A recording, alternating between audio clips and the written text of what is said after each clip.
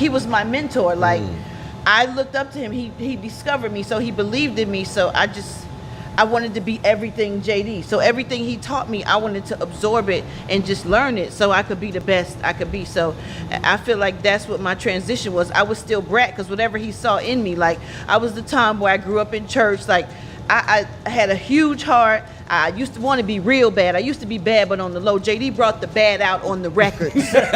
So I got to be my ghetto hood ass self and shoot up on my records. You know what I'm saying? Hold up, y'all. The internet is on fire again. And this time, we're diving headfirst into one of the messiest scandals to hit the music industry. Imagine this: leaked tapes, jaw-dropping allegations, and some of the biggest names in the game scrambling to cover their tracks. Yup. We're talking about the shocking accusations involving Jermaine Dupri, Diddy, and the dark side of Hollywood parties that, let's just say, were anything but glamorous.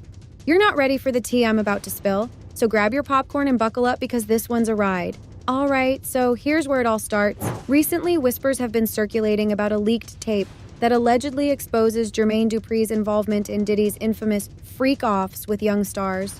And if you thought these rumors were just another tabloid mess, think again, because these claims, they're so wild that even longtime industry insiders are shook. Now, rewind for a second, let's talk about Bow Wow. You know him, the child star who took the hip-hop world by storm, only to find himself entangled in the darker corners of fame. Bow Wow got his big break when he was just 6 years old, discovered by none other than Snoop Dogg. But when Snoop's own career took a turn, Bow Wow's mentorship was handed over to Jermaine Dupri. And while Jermaine helped skyrocket Bow Wow to stardom, questions are now swirling about what really went down behind closed doors.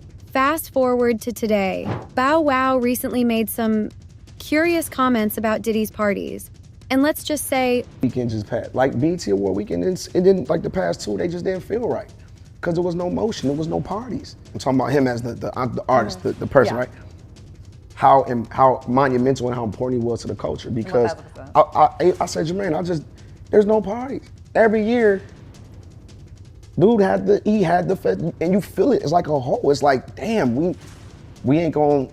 He was just such a gatekeeper from the liquor in the clubs, like he was everything hip hop. Fans didn't take them lightly. On the surface, he seemed nostalgic, talking about the good old days of glamorous gatherings. But with so many people coming forward about the unsettling truths behind those parties, Bow Wow's words have raised eyebrows. Like, was he just reminiscing? Or was he low-key hinting at something way deeper? Here's where it gets even messier.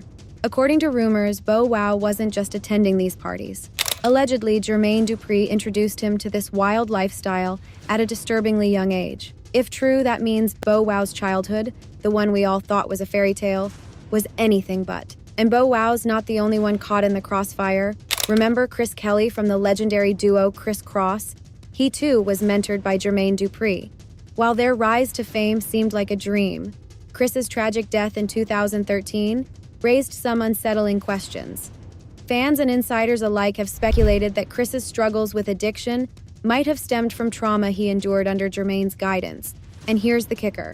After Chris's death, Jermaine made an emotional public statement, calling Chris his son. But his tone during interviews about Chris, let's just say it's raised more than a few red flags. Now let's shift gears for a moment because we have to talk about Cat Williams.